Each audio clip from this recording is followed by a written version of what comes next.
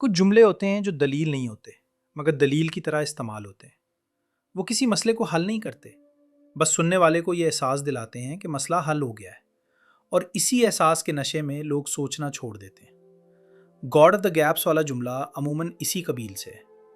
اسے اس اعتماد کے ساتھ کہا جاتا ہے جیسے یہ کسی بھی خدا کے تصور کو ایک ہی وار میں بے وزن کر دیتا ہو۔ جہاں سائنس نہیں سمجھا پاتی وہاں لوگ خدا گھسیٹ دیتے ہیں۔ پہلے بارش، بجلی اور سورج کو خدا سمجھتے تھے، اب سائنس نے بتا دیا کل کائنات بھی سمجھا دے گی، پھر خدا کہاں رہے گا؟ یہ سننے میں سمارٹ ہے، لیکن اگر آپ اسے ذرا سا بھی گہرائی سے دیکھیں تو سب سے پہلے ایک سادہ سوال اٹھتا ہے، آپ کس خدا کی بات کر رہے ہیں؟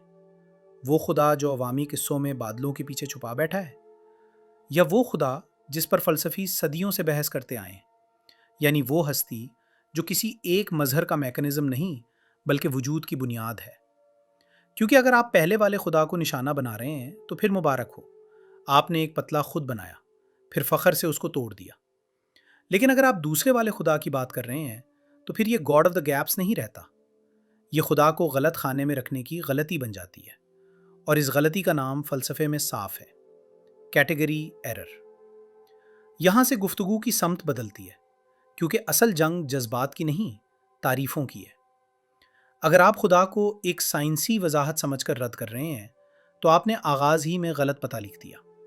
سائنس اپنی بہترین صورت میں یہ بتاتی ہے کہ چیزیں کیسے ہوتی ہیں، بارش کیسے بنتی ہے، بجلی کیسے چمکتی ہے، ستارے کیسے جلتے ہیں، جینز کیسے کام کرتے ہیں، دماغ میں نیورونز کیسے سگنل بھیجتے ہیں۔ فلسفہ یہ پوچھتا ہے کہ یہ سارا ہونا ممکن کیوں ہے، یہ قوانین ہیں ہی کیوں، یہ حقیقت ایک قانون مند حقیقت کیوں ہے؟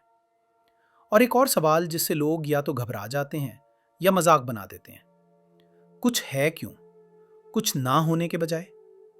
آپ محسوس کریں گے کہ یہ سوال کسی گیپ سے نہیں نکلا، یہ گراؤنڈ سے نکلا ہے۔ یہ کسی خاص مظہر کی لا علمی سے نہیں بلکہ خود وجود کے حیران کن ہونے سے پیدا ہوا ہے۔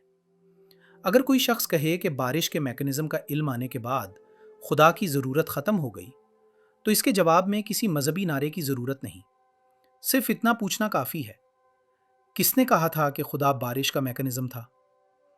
کلاسیکی تھیزم میں خدا کو کبھی بادلوں کی فیکٹری نہیں سمجھا گیا۔ ارسطو کا پرائم موور، ابن سینا کا واجب الوجود، تھامس ایکوائنس کی کنٹینجنسی کی دلیل، یہ سب بارش کیوں ہوتی ہے پر نہیں، وجود کیوں ہے پر گفتگو کرتے ہیں۔ گاڈ آف دا گیپس کا حملہ اکثر اسی لیے کامیاب دکھائی دیتا ہے کہ وہ سنجیدہ خدا کو نہیں، عوامی سطح کے ایک سادہ تصور کو نشانہ بناتا ہے، پھر اعلان کرتا ہے کہ خدا ختم۔ یہ ایسے ہی ہے جیسے آپ کوئی بچے کی بنائی ہوئی سائیکل توڑ کر کہیں میں نے ٹیسلا کو شکست دے دی۔ اس میں تاثر تو بن جاتا ہے، دلیل نہیں بنتی۔ اب آتے ہیں اس مقام پر جہاں یہ آرگیومنٹ اپنے آپ کو سب سے زیادہ طاقتور سمجھتا ہے، کائنات اور بگ بینگ۔ اکثر بڑے اعتماد سے کہا جاتا ہے کہ بگ بینگ نے بتا دیا کائنات کیسے بنی، اب خدا کی بات صرف گیپس میں رہ گئی۔ لیکن یہاں بھی پہلی غلطی وہی ہے، بگ بینگ بنی کی وجہ نہیں، پھیلی کی کہانی ہے۔ جدید کونیات کاسمولاجی کا بگ بینگ ماڈل بنیادی طور پر یہ بیان کرتا ہے کہ کائنات ایک ابتدائی، انتہائی گرم اور انتہائی کثیف حالت سے ایکسپینشن کے عمل میں داخل ہوئی۔ یہ فزکس کی زبان میں ارلی یونیورس کی ایوولوشن ہے، وجود کی الٹیمیٹ ایکسپلینیشن نہیں۔ یہاں ایک باریک مگر فیصلہ کن فرق ہے۔ آپ کائنات کی تاریخ بیان کر سکتے ہیں، مگر اس تاریخ کے وجود میں آنے کی وجہ اب بھی سوال ہے۔ آپ قوانین کے ذریعے تبدیلیاں ایکسپلین کر سکتے ہیں، مگر قوانین کا ہونا اور قوانین کے تابع کچھ کا موجود ہونا، یہ سوال باقی رہتا ہے۔ اور یہ سوال سائنسی طریقہ کار کے خلاف نہیں، بس سائنسی طریقہ کار کی حد سے باہر ہے، جیسے مائکروسکوپ سے اخلاقیات ناپنا حد سے باہر ہے۔ یہاں ایتھیسٹ ذہن اکثر ایک اور قدم اٹھاتا ہے، ٹھیک ہے ابھی سب کچھ نہیں معلوم، مگر سائنس آگے بڑھے گی تو سب معلوم ہو جائے گا، لہٰذا خدا کو درمیان میں لانا انٹلیکچوئل لیزینس ہے۔ غور کیجئے، یہ دعویٰ سائنس نہیں، پیشگوئی ہے، اور پیشگوئی بھی ایسی جس کی بنیاد ایمپیریکل نہیں बल्कि फलसफियाना यकीन है। इसे आम तौर पर साइंटिज्म कहते हैं। ये तसव्वुर कि साइंस ही वाहिद रास्ता है और बिल आखिर हर सवाल का जवाब इसी से आएगा। लेकिन ये तसव्वुर खुद साइंसी नहीं। साइंस कभी अपने नाम पर यह गारंटी नहीं देती कि मैं एग्जिस्टेंस इटसेल्फ का सबब बताऊंगी। साइंस कवानीन देती है, मगर कवानीन के वजूद की वजह नहीं देती। वो मैकेनिज्म देती है, मीनिंग नहीं देती। वो रेगुलैरिटीज बयान करती है, मगर ये नहीं बताती कि रेगुलैरिटीज का ये हैरत अंगेज ढांचा है ही क्यों। अगर आप इसे रद्द करें तो फिर आप साइंस के दायरे में नहीं, फलसफे के मैदान में हैं। और फलसफे के मैदान में गॉड ऑफ द गैप्स वाला नारा खेल नहीं जताता। अब ज़रा एक और जाविया लीजिए, वो जाविया जो अक्सर नज़रअंदाज होता है क्योंकि इसमें वाह कम और सोच ज़्यादा लगती है। साइंस खुद कुछ बुनियादी इजम्पशंस पर खड़ी है।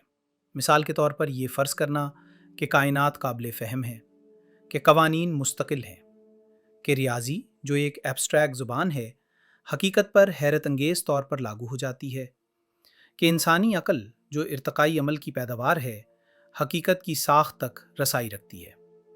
ये अज़म्पशंस साइंस साबित नहीं करती, साइंस उन्हें मान कर आगे बढ़ती है। इसीलिए आइंस्टाइन ने हैरत के साथ कहा था कि कायनात का काबिल फ़हम होना खुद सबसे बड़ी मौम्मा है। इसी तरह फ़िज़िक्स के नोबेल इनाम याफ्ता यूजन विग्नर ने रियाजी की अनरीज़नेबल इफ़ेक्टिवनेस पर बात की, यानी ये अजीब हकीकत कि मुजर्रद मुसावात अचानक फितरत के अंदर के ढांचों को बयान कर देती हैं। ये सवाल बारिश के गैप से नहीं, हकीकत की बुनियाद से निकलता है। क्यों ये सब समझ में आता है? क्यों कानून है? क्यों ऑर्डर है? गॉड ऑफ द गैप्स वाला जुमला यहाँ आकर खामोश हो जाता है, क्योंकि यहाँ कोई गैप नहीं, यहाँ ग्राउंड है। अब हम इस आर्ग्यूमेंट की असल चाल पकड़ते हैं। गॉड ऑफ द गैप्स कहने वाला अक्सर ये तासुर देता है कि मजहब खुदा को सबब के तौर पर पेश करता है, जबकि साइंस सबब की जगह ले लेती है। लेकिन ये एक और कैटेगरी एरर है। खुदा को संजीदा फ़लसफ़े में एक कॉज अमंग कॉजेज़ नहीं समझा जाता, यानी वो कायनात के अंदर मौजूद दूसरे असबाब की तरह एक सबब नहीं, उसे कॉज ऑफ बीइंग कहा जाता है, यानी वो सबब जो चीज़ों को वजूद देता है, ना कि सिर्फ चीज़ों के दरमियान तब्दीलियों को चलाने वाला एक मैकेनिज्म। अरस्तू के यहाँ ये प्राइम मूवर की शक्ल में आया, इब्न सीना के यहाँ वाजिबुल वजूद की सूरत में, इक्वाइनस के यहाँ कंटिंजेंसी से निकलने वाले इस्तदलाल में। ये सब आर्ग्यूमेंट्स हमें नहीं पता इसलिए खुदा नहीं कहते। ये कहते हैं हम जानते हैं कि कंटिंजेंट चीज़ें खुद से कायम नहीं रह सकती। हम जानते हैं कि डिपेंडेंट रियलिटीज़ की एक चेन है, और ये चेन या तो बेवजह, बेबुनियाद, बेमानी होगी, या फिर एक ऐसी बुनियाद पर जा रखेगी जो खुद कंटिंजेंट ना हो। इसमें गैप की जगह नहीं, इसमें लॉजिक है। यहाँ एक छोटा सा इम्तहान है जो आप खुद अपने जहन पर ले सकते हैं। अगर मैं आपसे कहूँ कि एक लाइब्रेरी में हर किताब एक दूसरी किताब से उधार ली गई है, और वो दूसरी भी तीसरी से, और यूं सिलसिला चलता गया, तो आप फौरन कहेंगे कि ये बात मुझे खेज़ है। कहीं ना कहीं कोई असल होना चाहिए जिससे बाकी किताबें आई हों, या कोई बुनियाद जिस पर यह निज़ाम खड़ा हो। इसी तरह अगर वजूद का हर टुकड़ा किसी दूसरे कंटिंजेंट सबब पर खड़ा हो, तो फ़लसफ़ी पूछते हैं ये निज़ाम मजमूई तौर पर क्यों है? क्या ये खुद ब खुद है? क्या ये बिला वजह है? क्या कुछ का होना महज एक ब्रूट फैक्ट है जिसकी कोई वजाहत मुमकिन नहीं? अगर आप ब्रूट फैक्ट पर राजी हैं तो ये भी एक फ़लसफ़ियाना मौक़िफ़ है। और यहाँ एक बहुत अहम बात, खुदा का तसव्वुर साइंस को रिप्लेस नहीं करता, वो साइंस को मुमकिन बनाता है, या कम से कम साइंस के बुनियादी अजम्पशंस को एक फिक्री घर देता है। तारीख में जदीद साइंस की पैदाइश महज इत्तिफाक नहीं थी। केपलर, बॉयल, न्यूटन जैसे लोग उस यकीन से काम कर रहे थे कि कायनात में नज़्म है और नज़्म काबिल फ़हम है। उस यकीन के पीछे एक मेटाफिजिकल फ्रेमवर्क था। इसका मतलब ये नहीं कि साइंस के लिए मजहब शर्त है। मतलब ये है कि साइंस महज डेटा जमा करने का नाम नहीं, बल्कि डेटा को कानून समझने का नाम है। और कानून का तसव्वुर खुद फलसफियाना है। आप कानून को डिस्क्राइब कर सकते हैं, मगर कानून क्यों है का सवाल फिर भी रहेगा। ये सवाल आपको नागवार लगे तो उसे गैप कहकर हंसा दे, मगर हंसी दलील नहीं बनती। अब गॉड ऑफ द गैप्स का सबसे बड़ा नफ्सियाती हथियार सामने आता है। वो मुखातिब को डिफेंसिवनेस में धकेलता है। जैसे ही आप खुदा की बात करें, सामने वाला कहता है, तुम गैप्स में खुदा डाल रहे हो, और आप अपने आप को जस्टिफाई करने लगते हैं। यहाँ असल विजडम ये है कि आप दिफा ना करें, तारीफ दुरुस्त करें। आप बस इतना कहें, मैं खुदा को गैप्स में नहीं रख रहा, मैं खुदा को ग्राउंड में रख रहा हूँ। मैं ये नहीं कह रहा कि मुझे नहीं पता इसलिए खुदा। मैं ये कह रहा हूँ कि मैं जानता हूँ कि कंटिंजेंट रियलिटी अपने आप को खुद एक्सप्लेन नहीं करती, और मैं जानता हूँ कि लॉज और रैशनैलिटी का वजूद खुद एक सवाल है, और मैं जानता हूँ कि साइंसी मॉडल्स हकीकत के अंदर के पैटर्न्स बताते हैं, हकीकत के वजूद का सबब नहीं।